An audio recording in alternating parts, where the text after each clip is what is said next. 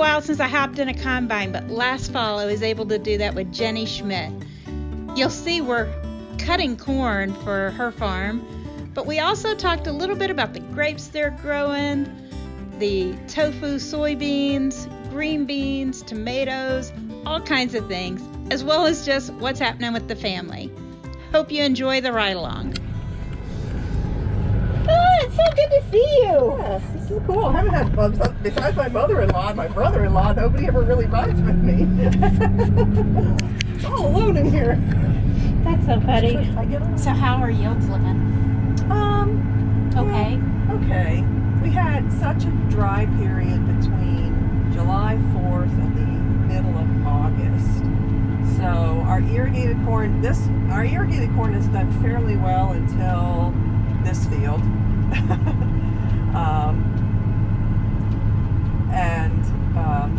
Line that bad boy up.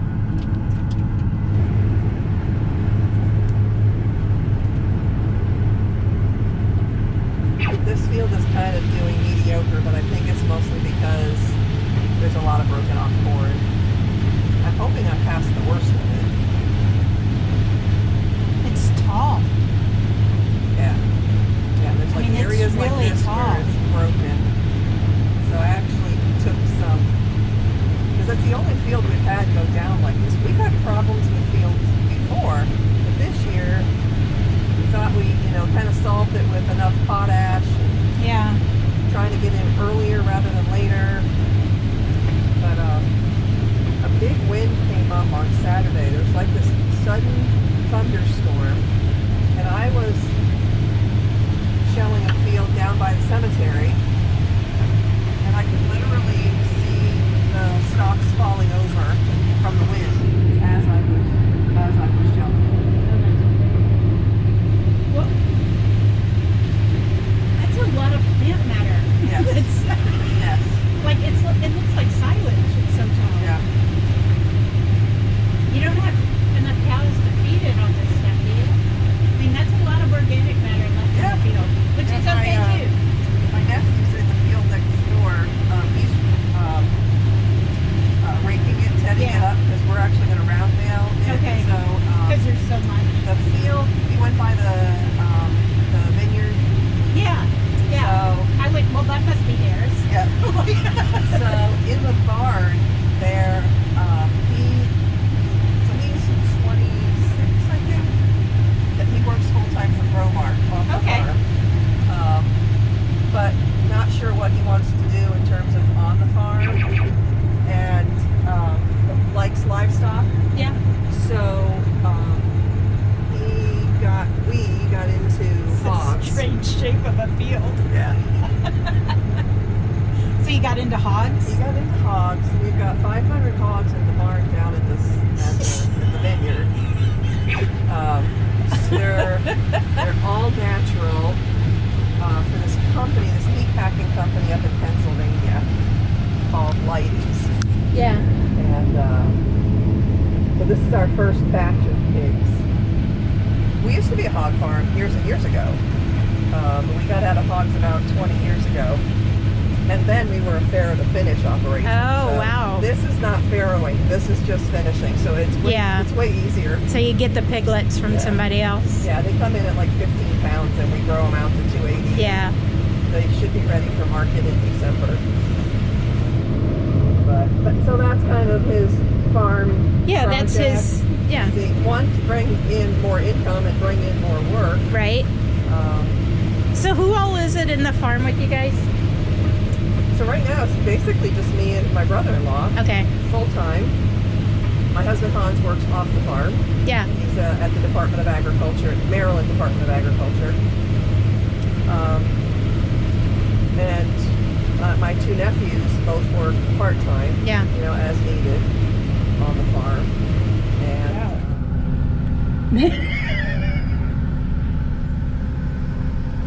And it is pretty funny how well my brother and I, in-law and I work together, considering, it wasn't designed to be that way originally.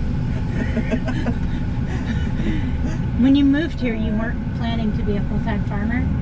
Well, not even so much that, because I still worked on the farm, but I basically did the vineyard work. Yeah. And I had a vineyard management company. So I went around doing custom vineyard work for wineries and planting for new wineries and that kind of stuff. Yeah.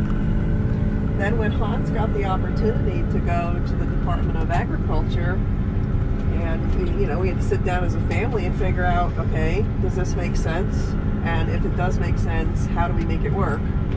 Because, in Maryland we have so many regulations about the environment and Chesapeake Bay, water quality and all of that. So we actually really needed somebody who had 30 years of farming experience to take a policy position, because then he can actually bring common sense to the regulations. Yeah. So you needed Hans in that job since he had the opportunity. It makes a lot of sense for him, and he actually really enjoys it, which is kind of funny because he'd never had a job off the farm before in his life. Never not been. He went to college in Ohio, and he worked on the university farm, but he never worked as an employee for. A lot of farmers have never been an employee. So that was a really steep learning curve for him, needless to say.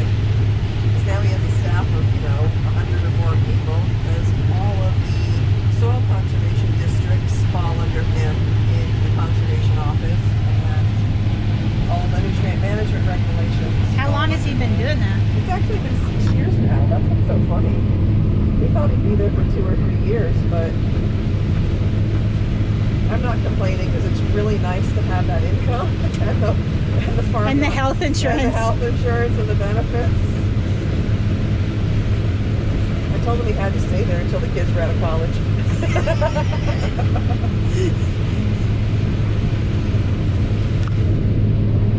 And we have an election next fall because our governor is termed out. So his is an at-will position. Yeah. It doesn't necessarily mean, because he's not the cabinet level. Yeah. He's at the assistant secretary. It doesn't mean they'll kick him out, but right. they can. They could, exactly. Yeah. The guy who was there before him was through multiple administrations. So, not at the highest risk, but it could happen. But so Alan and I didn't really, we worked around each other. We didn't work together. Yeah. And now over the last 6 years, I think we work better together than the two brothers work together. Probably. So how many days have you been harvesting? Probably 5 weeks. Seriously? Thereabouts. Yeah. That's a lot of weeks in that seed. Yeah. We usually start shortly after Labor Day. And, there's some days, obviously, when it's wet and we can't harvest or whatever, but with an 8-row harvester, you can make good time, but you can't make, great time. And we normally have 2 tractor-trailer trucks. We're down a truck right now. It's in the shop. Otherwise, I don't know that it really makes sense to make better time because I can only go so fast. In this corn. It's not like I'm driving 2.5 miles an hour instead of 4. Yeah. So, and then you look at how many times we have to stop. So it doesn't really matter right now that we don't have 2 trucks because I wouldn't be able to keep up with them unless you just want to pay the truckers to sit there and take a nap, which is fine. They can do that. We're part of a farmer's co-op that grows tofu soybeans. Oh yeah. They sell to the DC, Baltimore, Asian food processing companies, and so that has to come off early. They come off first, just because it's easiest to get them, and they tend to not go moldy, but they get these they crack stains, or something. They get these stains on them. Oh. And then they won't be useful for tofu. Right. So we try to get those first. Yeah. Yep, and then we had tomatoes. This field over here that's just in cover crop. Okay. That was all green beans. So we had a couple hundred acres of green beans. They get harvested in August. For processing or no, for fresh market? Fresh market. So do you sell them in through like a big distributor to Yes. go to groceries? And Yeah, so there's a company on the eastern shore of Virginia. So if you kept going further south. Yeah, I've been down there to the bridge to Virginia Beach. So right before the bridge, the Bay Bridge Tunnel, there's a town called Cheriton or something like that. Yeah. And they call it C&E Farms, but they have acreage plus they have the cleaning, processing, chilling facility. Oh, cool. So it works well for us because they send the green bean harvesters and they send the trucks. So we do the planting, we manage it through the whole season. They send a scout. The scout tells us, recommendations to, spray this, that, or the other thing, or, what to do. It's all under irrigation. And then at harvest time, they come in, they bring up 4 harvesters and they just knock it out. Ship them out by the tractor trailer truck. There's so much food. I mean, I think I might have written a blog post about this years ago because I actually haven't, other than posting on my Foodie Farmer Facebook page, I don't write a blog anymore. Yeah. It just got old and tedious and I just got exhausted from it. But anyhow, because that exact thing, somebody said at a conference I was at an ag conference, and if you go to the USDA Ag Statistics Survey, I mean, granted, there's millions of acres on the eastern shore, but there was like 75,000 acres of fruits and vegetables. Yeah. You could drive by a field of green beans and you wouldn't know it's not soybeans. Yeah. Unless you got out and looked closely. I mean, they're not identical, but you wouldn't be able to tell that just from driving by. Right. Alright, so how many rows do I have there? 1, 2, 3, 4, 5. Is it really 5 or then does this one count as the 5th? Yeah, I don't know. I'm going to have to figure it out. I'm going to start up here and work my way down. I might finish today. I can see the other side. Yeah. I don't spend too much time waiting for another truck. It's too bad I didn't come right as you were waiting for a truck. We could have done a podcast then.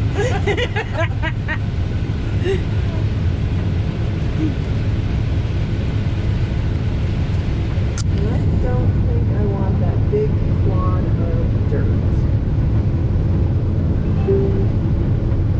Oh, wow. I don't need that.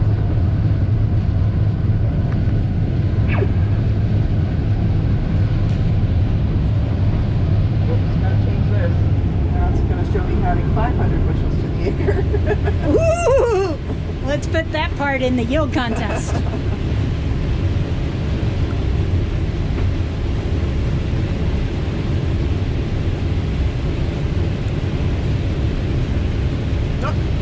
Deer. Chasing all kinds of stuff out of this field. Rabbits, foxes, and deer.